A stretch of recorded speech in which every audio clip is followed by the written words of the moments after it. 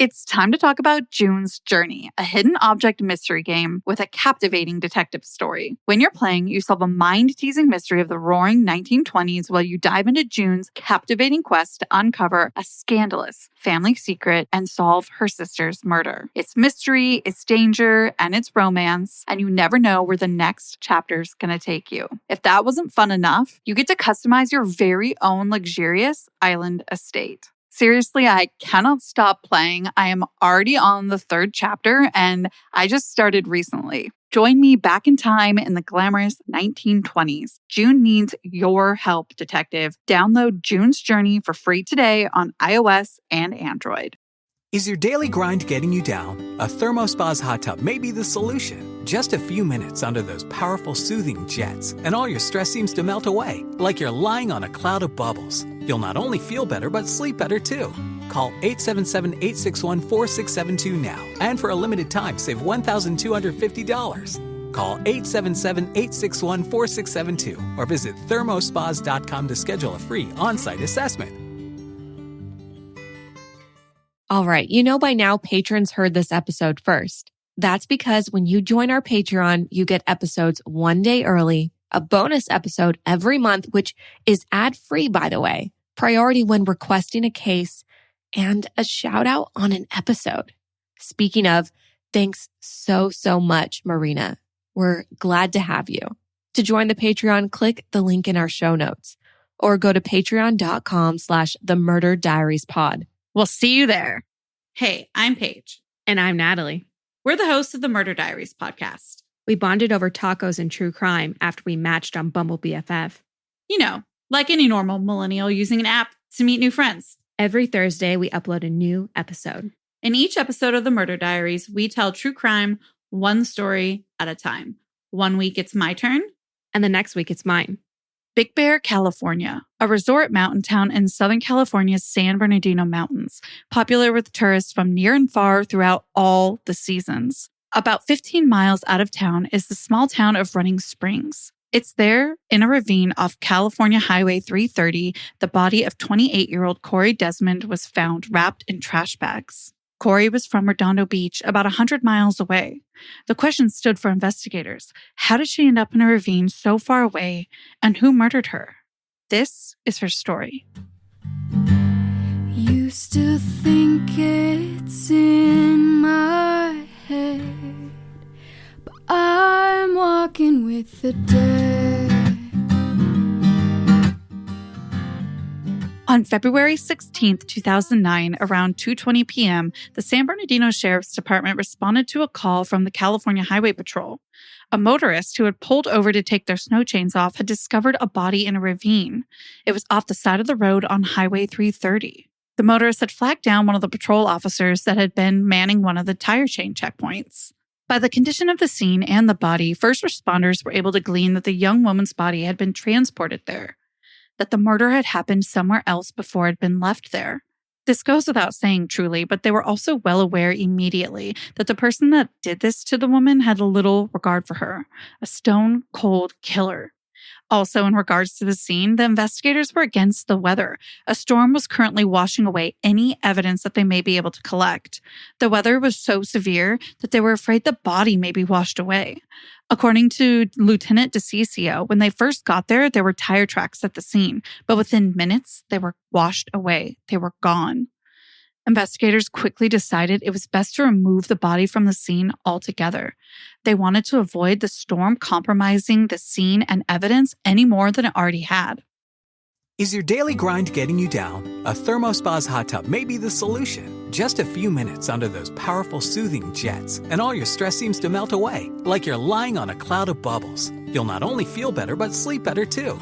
Call 877-861-4672 now, and for a limited time, save $1,250. Call 877-861-4672 or visit thermospas.com to schedule a free on-site assessment. Is your daily grind getting you down? A ThermoSpa's hot tub may be the solution. Just a few minutes under those powerful soothing jets, and all your stress seems to melt away, like you're lying on a cloud of bubbles. You'll not only feel better, but sleep better too.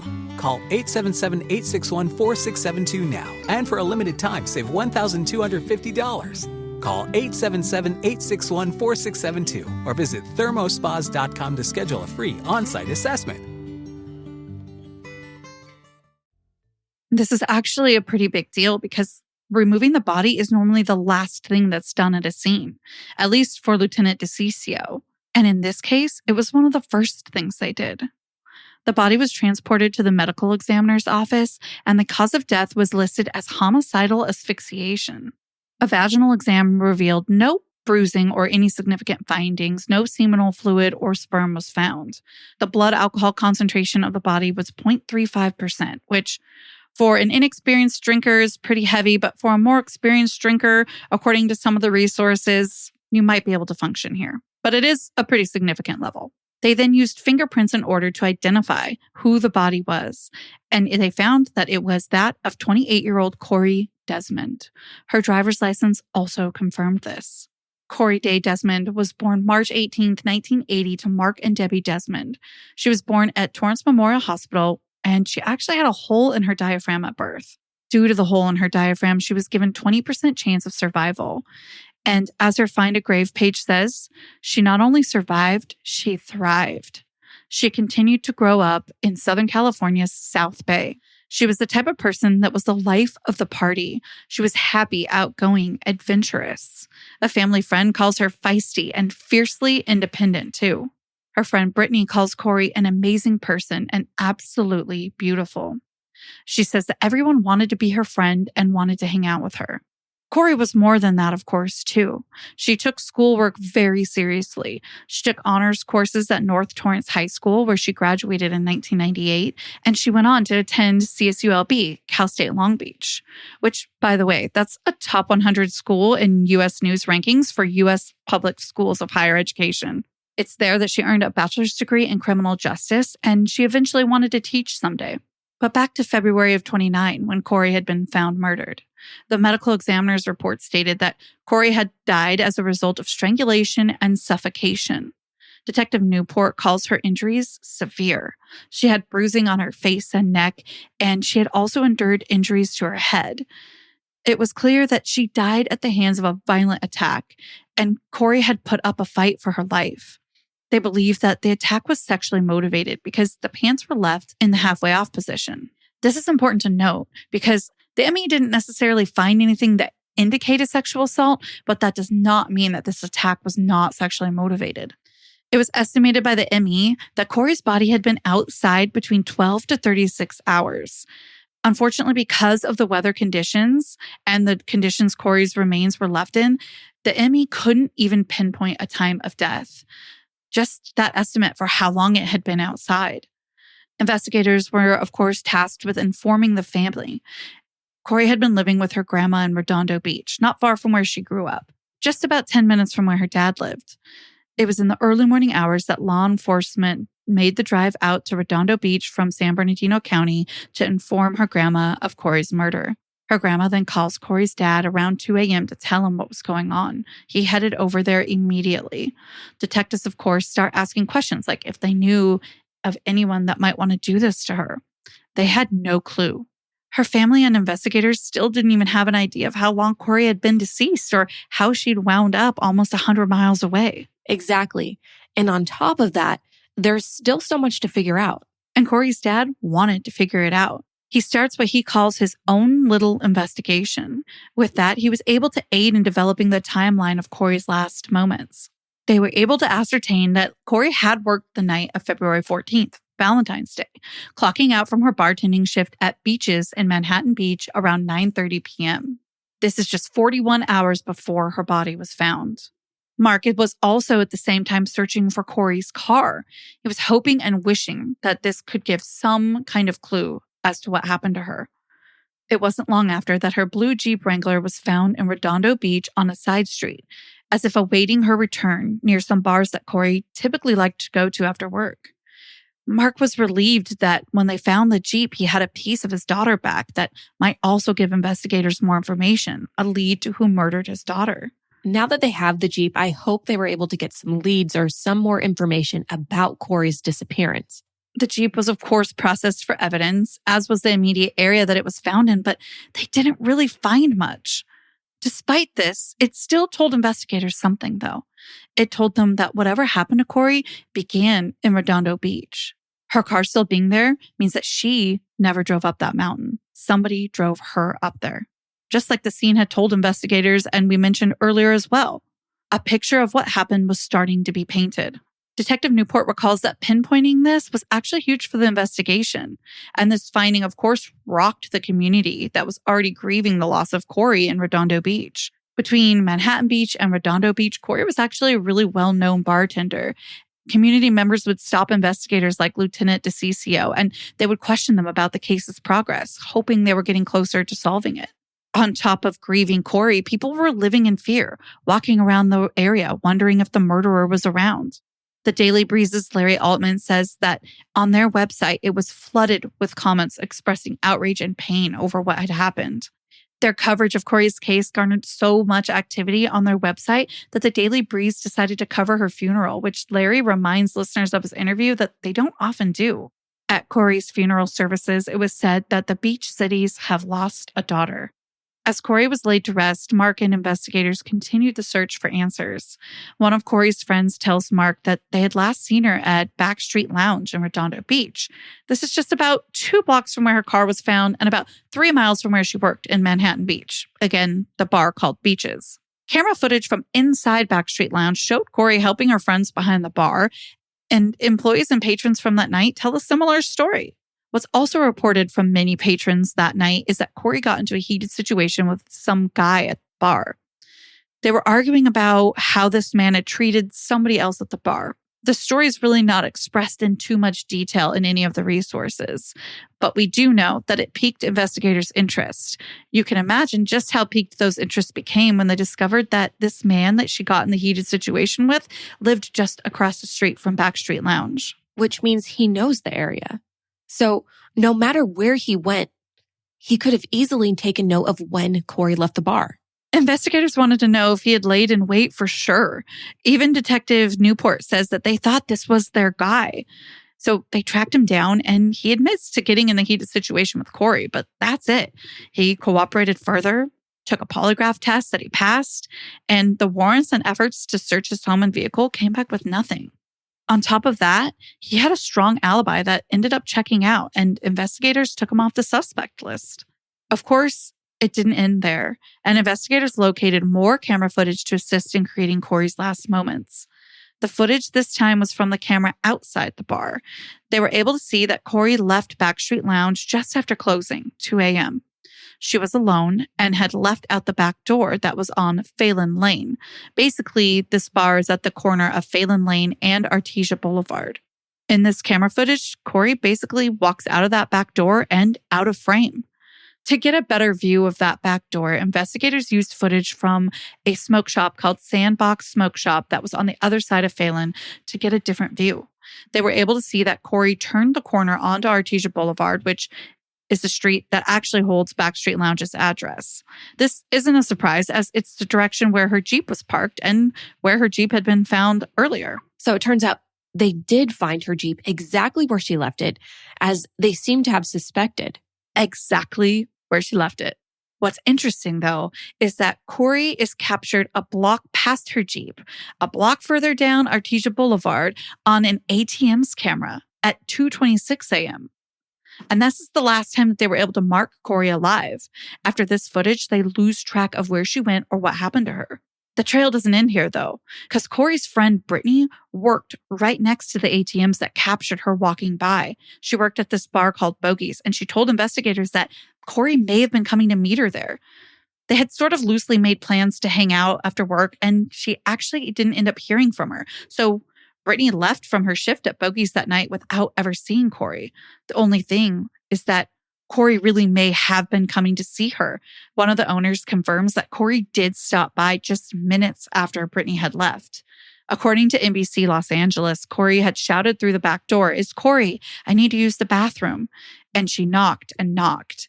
Even though Cori was well known around this area, it doesn't seem like she knew the owner that well. And it seems like to the owner, this was just a random patron trying to get back into the bar after closing. And they had a really strict no re-entry policy after 2 a.m. Brittany reminds us tearfully in her interview that she's left to wonder what would have happened had she stayed 5 minutes longer, which is truly heartbreaking because it's no fault of hers, as we all know. Investigators believed that as soon as Cori left the area of bogeys, she was attacked. Why? Because that's again where they lost track of her. She was never found on camera from that night again. Detective Newport says this was like a brick wall for the case. Her dad, Mark, kept the case alive along with investigators, though. He purchased billboards asking for help and information that would lead to an arrest and a $15,000 reward to entice that support. Lieutenant DeCiccio says that Mark had a, quote, tremendous impact on the investigation. He was out there all the time. A woman that didn't even know Cori but saw one of the billboards in the area was about to break that brick wall down. She called in anonymously, begging police to look into a man named Tony Perez. The problem was, she didn't give them much more info, just that name. When law enforcement started searching, there were thousands upon thousands of Tony Perez's in Southern California. This made it really difficult to zero in on the right one. That is, until later on, the woman called again. After there had been no movement, she wanted to know why. This time, they learned that her name is Tiffany, and the Tony Perez she's talking about is her 35-year-old boyfriend. Despite Tiffany being scared, she met up with Detective Newport at a park.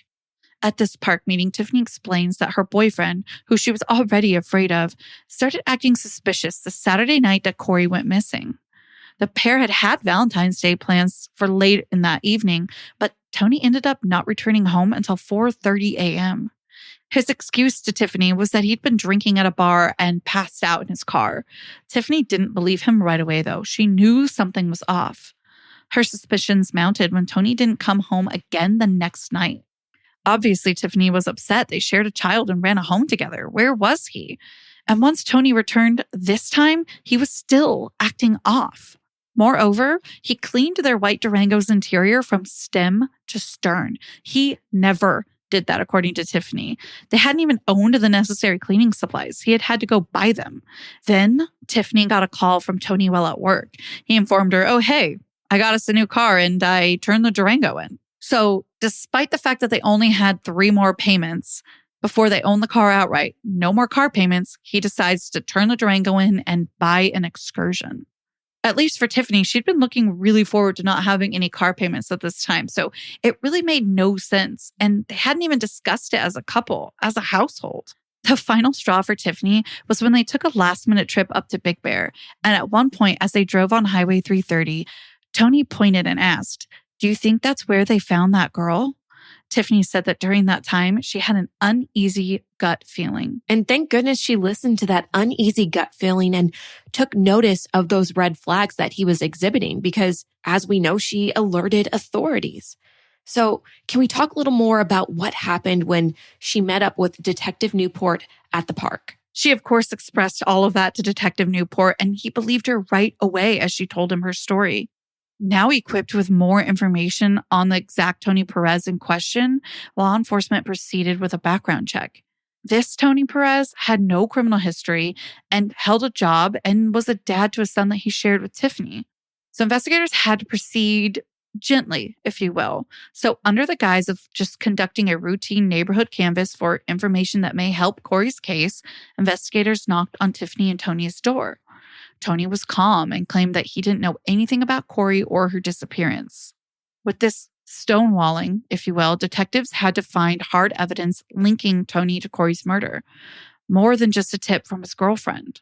They started this search with the Durango. They tracked it down and they processed it for evidence.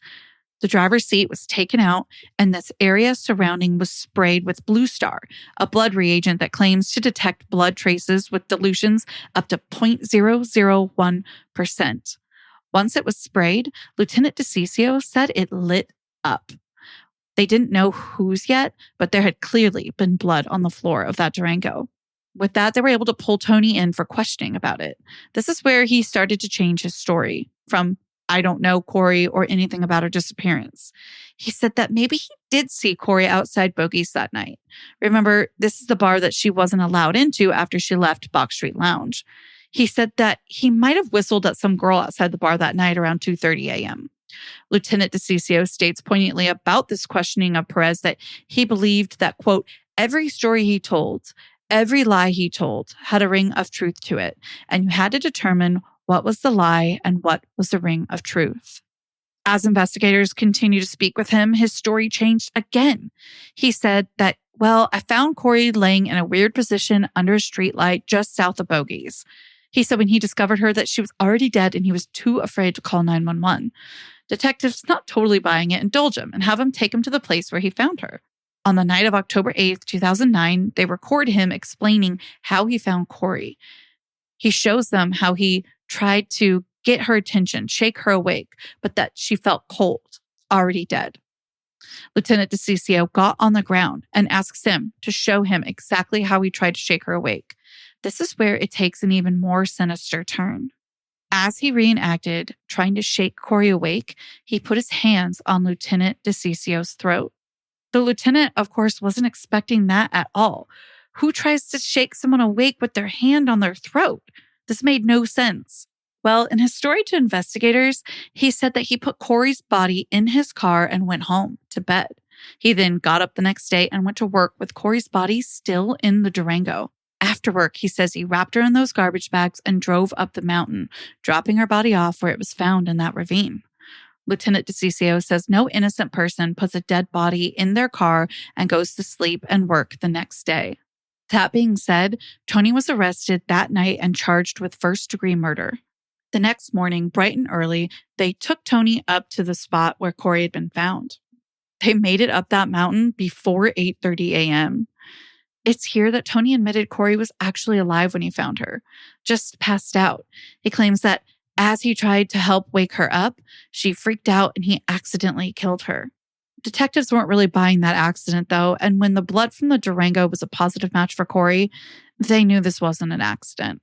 Tiffany says that the confirmation of her suspicions about her boyfriend hit her like a ton of bricks. It was, of course, even more emotional for Cori's father after 8 months of searching, hoping, and waiting for answers. The trial for Tony began in July of 2011. The defense held the theory that Tony was trying to help her. She woke up, freaked out, and he unintentionally strangled her. The prosecution says this was no accident, holding that Tony came upon Cori that night and killed her in a sexually motivated attack by strangling and smothering her. The DA went so far as to even demonstrate just how long and painful a death by strangulation really is.